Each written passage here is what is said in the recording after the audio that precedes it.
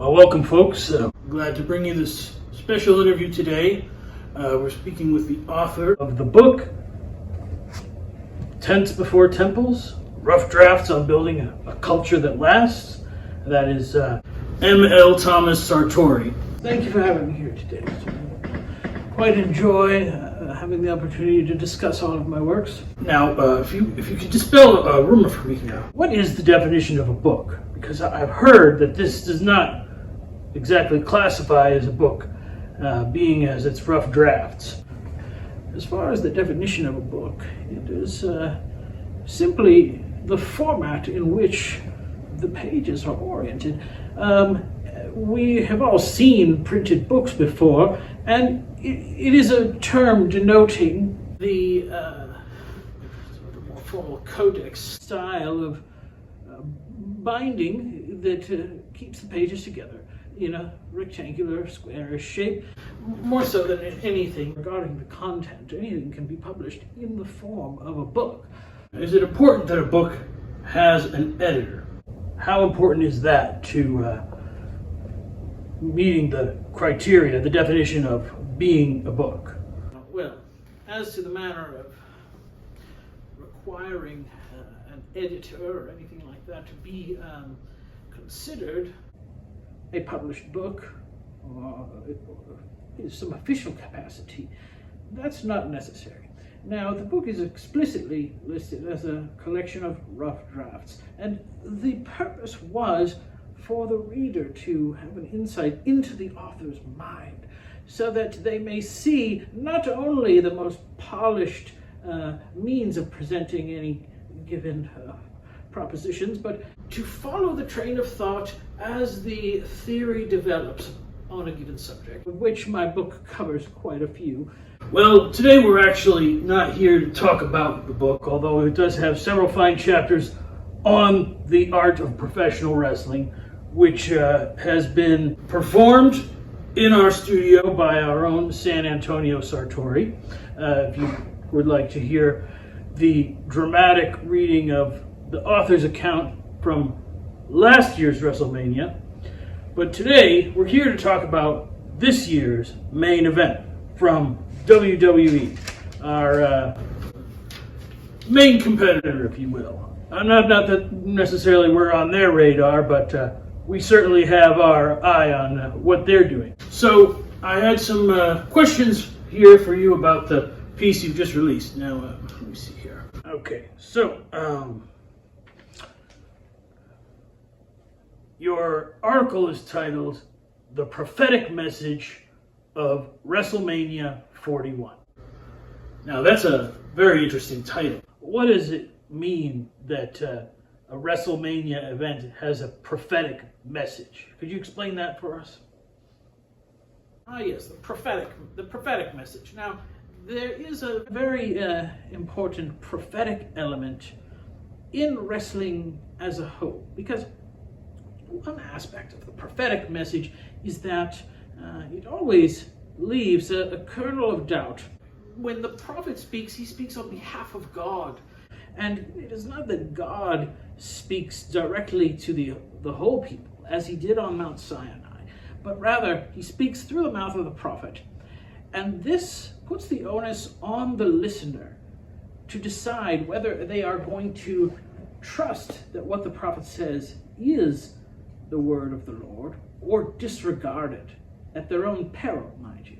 And wrestling personifies this element in many ways, because it is a question of art imitating life. Okay. But in a predictive element where we have the choice then to allow life to follow the prediction of what art has presented us, or rebel against it using our agency. So that is the prophetic forecasting that I believe the main events, all the events really, seek to convey. I understand that this essay is extremely long. Is that true? Over 20,000 words, if I understand correctly. Now that seems quite long. Why? What was the purpose of that length? Yes, the article is also quite comprehensive. I wanted to make sure that no element of the narrative story was left untold. And so I made an effort to cover the events not only of WrestleMania 41, but the history preceding it from as many angles as possible.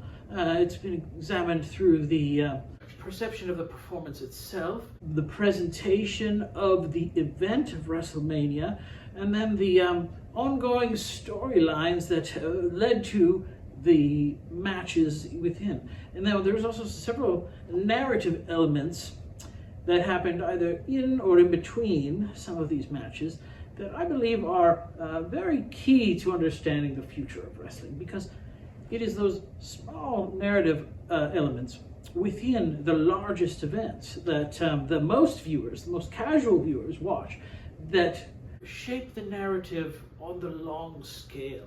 The diehards, as you could say, they watch every week the weekly programs that are put out, and they get very in-depth, almost soap opera-like narratives through those programs. But for the more casual viewer, which is a large portion, perhaps the majority of the fan base, the narrative elements of what's going on may need to be conveyed through only one or two programs a year, with some helpful vignettes to flesh out the story. But those narrative elements that happen within the event itself of WrestleMania are the key to understanding the long-term plan for the unfolding future of the wrestling, not only the wrestling story that is ongoing, but the business as a whole. And I believe that is why many people were mistaken in criticizing the main event, the defeat of Cody Rhodes by John Cena, as a lackluster, uninspired, laborious match, when in reality this was a signal to the fans to be perceptive and get ready for change to come. And not change into some unknown future, but more of a throwback to the earlier form of wrestling. And I believe that the commitment to this plan is a reflection of the overall way that the wrestling business works, which is you must commit to the gimmick. And therefore, I believe that the creative powers of the WWE have decided that they will commit long-term to the storyline that they are developing, even if it displeases fans in the short term. Well, hopefully we'll be able to afford an editor sometime in the future. Now, I also understand that in the process of writing this essay, you actually invented a new word. So let's talk about this word, grayfabe. That sounds very similar to kayfabe, which is a wrestling word that we're all familiar with, but can you explain what the difference is between those two? Yes, I found that it was necessary to distinguish between two different forms of narrative framing, if you will. Now, the older version of that, what has been classically known as kayfabe, has in many ways been done away with, and it's been done away with for quite some time. I place the timing somewhere in the mid-90s due to a series of events, but one could say it was the beginning of the Attitude Era, when Vince McMahon began his programming with a message called The Cure for the Common Show, in which he told the audience that they would no longer be insulting the intelligence of the fans, pretending to present reality. Instead, they would admit outright that this was a scripted show. But in so doing, they challenged the viewer, who now goes in knowing that it is illusion, it's false, and thereby is surprised by the elements of reality that come through. Now, I believe this distinction is important because as the term of kayfabe has been used to express similar phenomena in the realms of politics, economics, business, you name it, it is mistaken because kayfabe was originally more akin to something like a Disney-esque keeping of character, where as long as one is within the theme park, the characters will participate as if they are the character they portray. They will not break that character. And that was the traditional kayfabe. But this new version blurs the lines between fiction and reality. It is morally ambiguous. It is not black and white, but rather casts shadows in shades of gray, hence the terminology grayfabe. And so I believe that when people such as Eric Weinstein talk about kayfabe as a useful term for understanding the political landscape or the media landscape or any of these things, the term that actually describes that best is this grayfabe. And this is the more cynical, postmodern, relativistic view of narratives. And that is where I believe the distinction is important. Now, you've compared some of these storylines that have been happening really in the last 40 years of televised wrestling to some of the sources of narratives. Can you tell us what some of those are? Yes, in my piece, make several literary comparisons. Some of them are biblical in nature.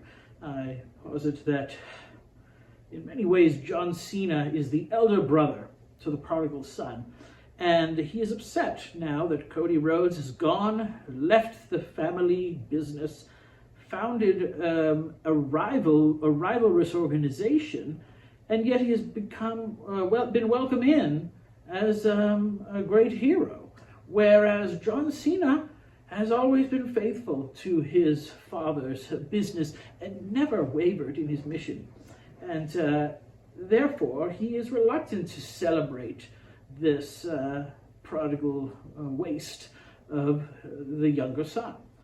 I also make reference to C.S. Lewis' book, The Discarded Image. And I believe that this is a useful tool to examine that difference between the forgotten model of kayfabe as it was used in the 80s and 90s and the grayfabe that replaced it.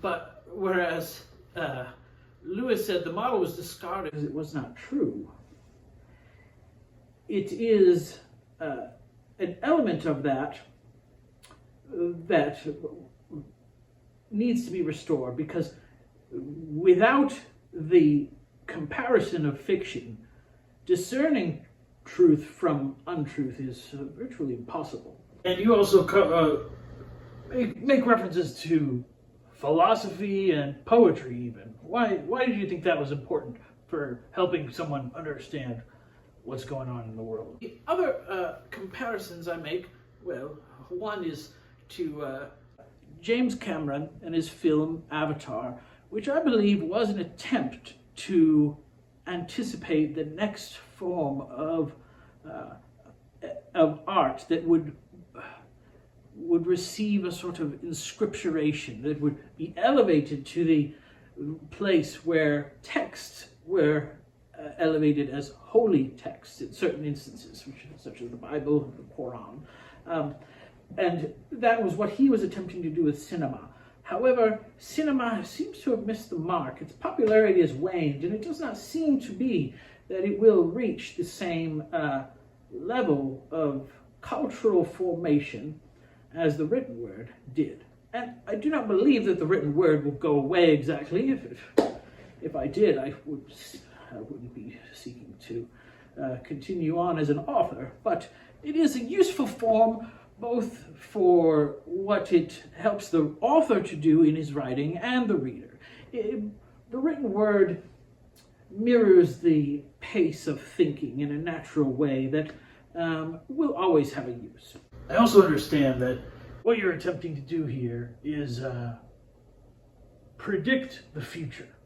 in some sense, of the wrestling business. Now, that's something that I'd like to think Sartori Studios is on the cutting edge of fulfilling that prophecy, I guess you could say. But why don't you tell us what you had in mind?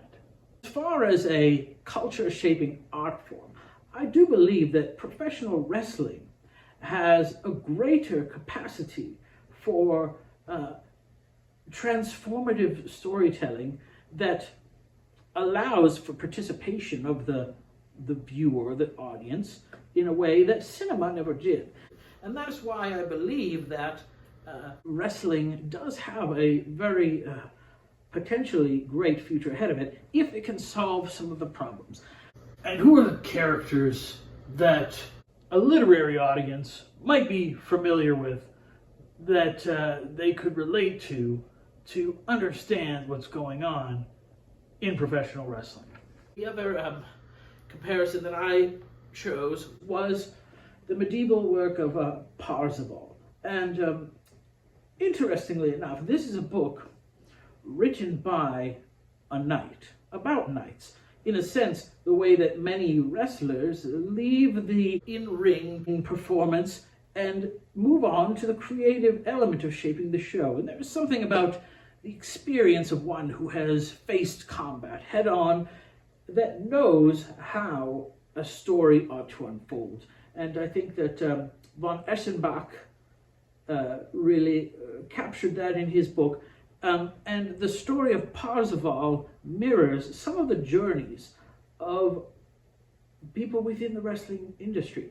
The pure fool who approaches a seedy, conniving business with a pure heart and receives a modicum of success, but like Parzival, does not know the right questions to ask, and therefore they are cast aside on their journey, forced to wander in the wilderness until ultimately making their triumphant return. And I believe that the onus is on us as fans, as creators of art, to change the landscape, the culture of professional wrestling, or any art form really, but specifically here we're talking about wrestling, to change the culture of wrestling so that the next time a pure fool like Parzival comes in, he is guided lovingly and correctively towards that place